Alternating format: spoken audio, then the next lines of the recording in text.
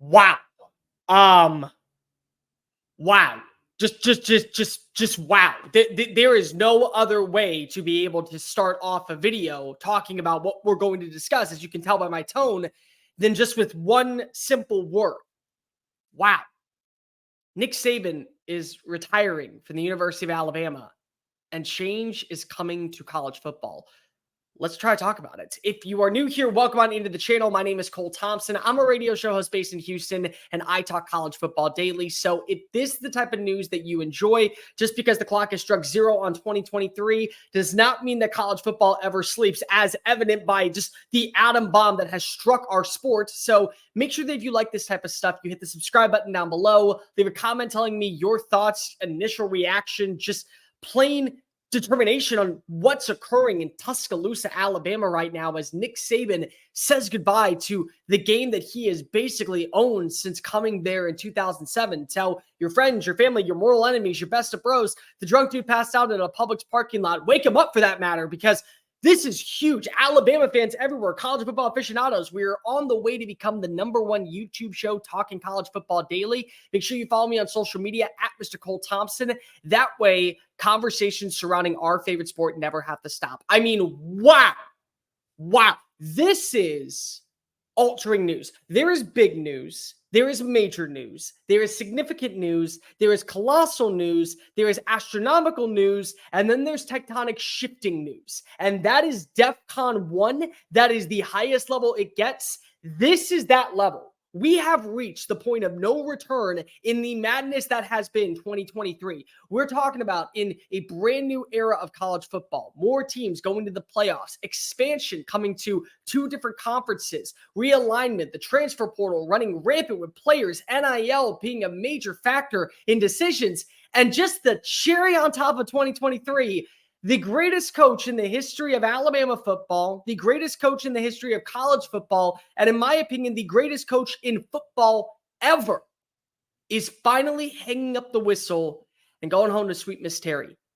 This is beyond monumental, and it's for so many reasons, but let's just start off with this. Nick Saban, after 16 to 17 years, will call it a career in Tuscaloosa, led Alabama to multiple national championships, tied Bear Bryant for the most national championships in Alabama history, has the most national championships with 7 if you include the one he won back when he was at LSU, countless players sent to the NFL, #1 rosters, a dozen or so more #1 recruiting classes, excellent when it comes to the transfer portal, always able to develop talent. All of it is an accolade to where you could just sum up for one coach and say half of that is good enough to put you in the Hall of Fame. And Saban's done that. And now it's a new era of college football. This is beyond big for so many reasons outside of Alabama, but let's just talk about Alabama real fast. Alabama this past year, I thought, had its greatest experience in the Nick Saban coaching era, plain and simple, because of what it took to rally this team very early on in the season. Because we've seen every once in a blue moon Alabama drop a game, whether it be to Ole Miss in early October or LSU on the road, or last season they go into Neyland Stadium and they drop that game on the 3rd Saturday in October. We've watched them have heartbreak middle of the season, but it doesn't usually happen in September. It usually doesn't happen when the season is still kind of putting its legs together and it's slowly gaining momentum. You don't see Alabama fall apart. And then you really don't see Alabama make a quarterback change and look even worse when they're playing on the road against a group of 5 school in Tampa. You don't see that happen. That's not the Nick Saban way. That's not the Alabama standard. That's nothing in case when it comes to what we know about built by Bama football. And somehow they found a way to be able to rally, be able to put together an undefeated season in conference play, trust Jalen Milroe as their starting quarterback, and more importantly, just command excellence no matter who it was against. Tennessee, Texas A&M, Georgia in a neutral site location in the the home away from home in Atlanta, all of that. Saban did that. He rallied his troops. He found a way to be able to build a roster that was more confident and more potent than what their record actually stood for. They were able to catapult themselves into victories when a lot of people thought they were going to fall apart. They were able to hold off teams that you probably were better than, but still you had some worry with. And then you go to the college football playoff and you finish as a top 5 seed, and you finish as a team that many people believed was good enough to win a national title just because of the way that they were playing and gaining the momentum. I mean, how much more can you ask for in an Iron Bowl of all Iron Bowls? 4th and 31, the quarterback that's been scrutinized the entire year comes out and delivers a beautiful pass to Isaiah Bond in the back of the end zone to seal a victory. I mean, everything for Nick Saban this year. You could have easily just tied it up with a bow and said, you know what? All right, whatever. Best of luck next season. This was a rebuilding year. And he chose not to go into that. He chose not to believe that this was a team that was going to take a step back rather than a step forward. And he pulled it together and he found the right pieces and he put in the right inertia to where this team looked unbeatable. And even at times against Michigan, they were able to make up for their miscues and their mistakes and their ability to re-rally the troops and put themselves ahead until literally the last drive. They couldn't do it. And then in overtime, they couldn't do it. But I didn't think that this was going to happen. There have been rumors and speculation, of course, about with everything going on in the transfer portal and players leaving in an exodus fashion, that maybe Saban was letting us know that this was the beginning of the end. But based off the way he was coaching, based off what he was talking about, based off the way he sounded after the post-game presser, this was a man hell-bent on getting Alabama ready to be right back in the running for 2024 in an era where now 12 teams are going to go. Now you're allowed to drop a game to an LSU or to a Texas or to an Oklahoma and still control your destiny all the way to Atlanta and all the way to the college football playoff. It felt like this was a coach that kind of gained a second wind. Like, he didn't feel like anybody that was slowing down. And I recently talked to some people at Alabama about a week ago after the loss, and everyone inside that building basically said, this feels like a coach that is ready for next round. And he's not. Instead, he was ready to say goodbye. It changes the entire world of college football. It changes Alabama because we don't know what direction they're going to go in. And this includes a multitude of areas, whether players leave after the next head coach is brought in and they go through spring practice and they realize they don't fit his system anymore. So they enter the transfer portal in the spring. There's going to be a lot of kids that currently are committed for 2025 that have already made up their minds. If Nick's not going to be there, I don't want to be there. They don't want to go and learn from another head coach. They were really involved with what the current staff was. Meanwhile, we don't know what the next head coach is going to bring in. This involves Tommy Rees. This involves whoever you were looking at for your defensive coordinator in place of Kevin Steele. This involves a lot of the current staff members who now could follow suit like players and enter their transfer portal by entering their names for an opportunity to become a coach elsewhere. And it also changes the trajectory of what we know about Alabama. Alabama going into next season, I think a lot of people would have believed was a top 5 team simply because of returning production, what they're going to bring in via the transfer portal, a year older, a year wiser on the offensive line, more stability in the secondary with young up-and-coming players. Even though you lose players, the inertia around Alabama has always been regroup, reload, get locked and ready for next season. That's always been it.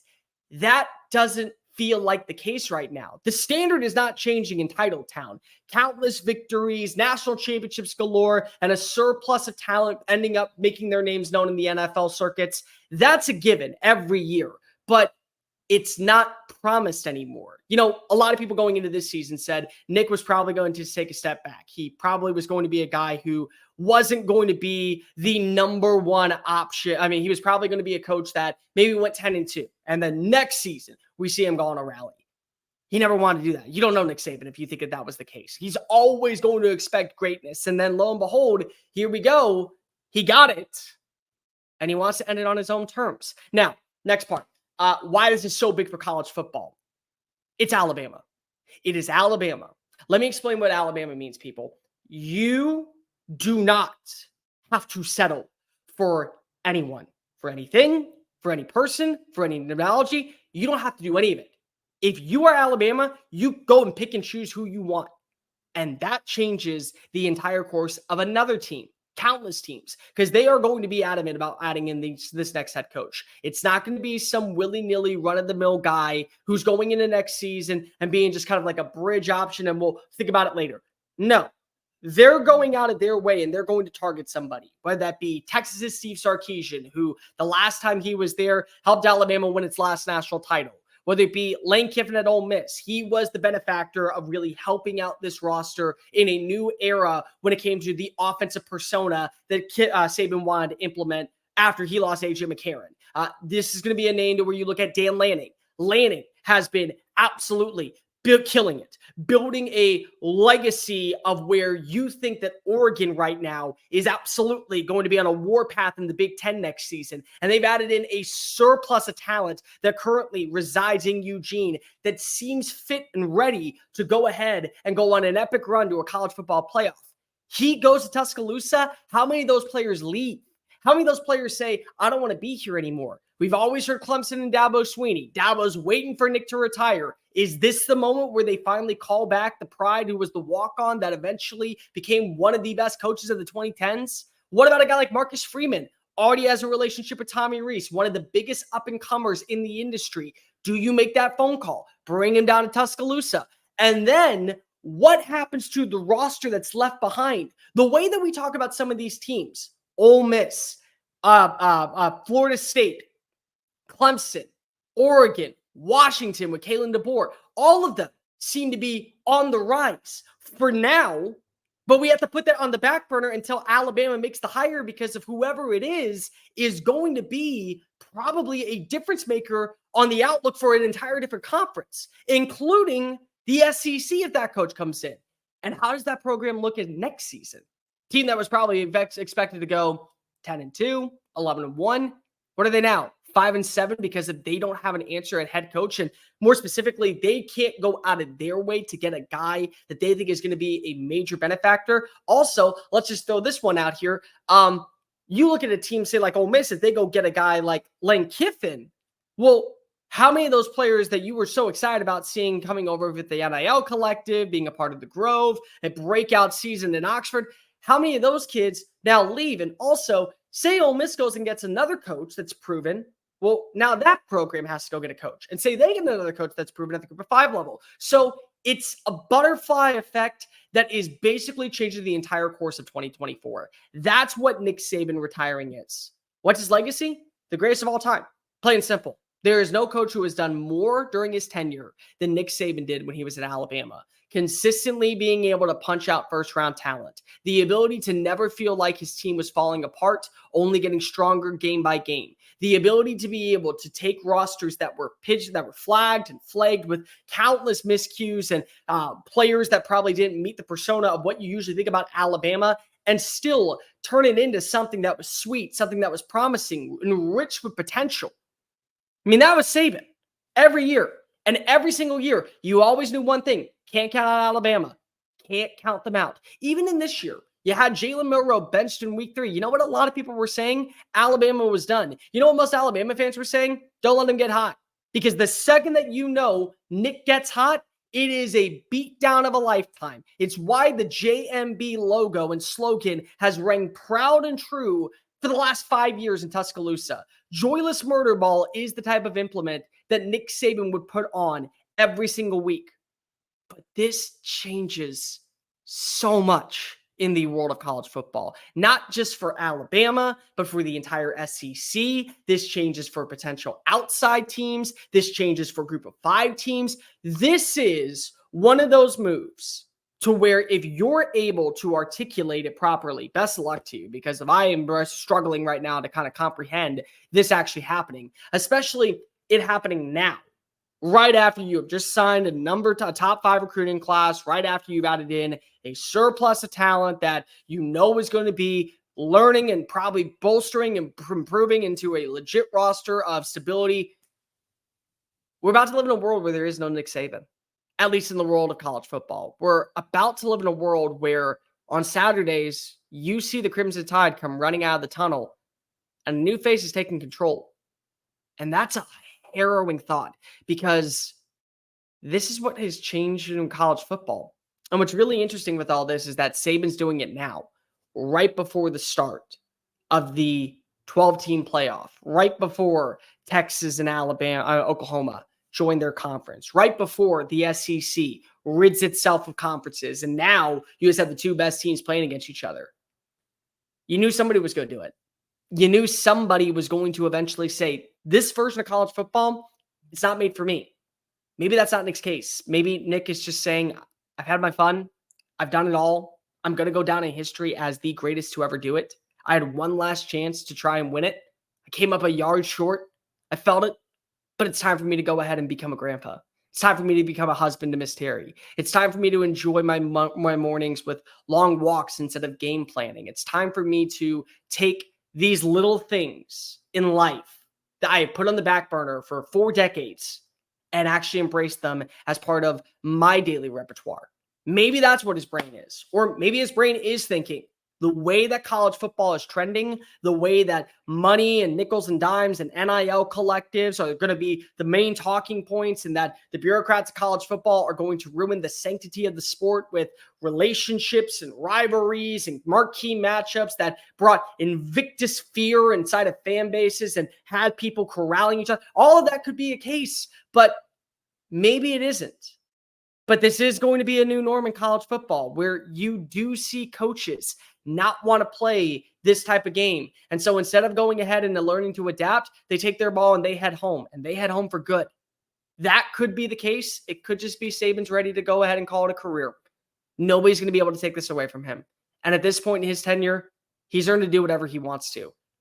It doesn't change the shock of how shocking this is. It doesn't change the fact that this is world-altering news that will completely change the entire course of 2024 as we know it. Anybody who had an epiphany, anybody who had an opinion, and anybody out there who came up with their way too early rankings, throw that in the trash. Anybody who came up with their way too early college football playoff predictions, just go ahead and say Kobe and shoot it, and just don't ever look at it again. Because that's what you have to do when this type of news drops.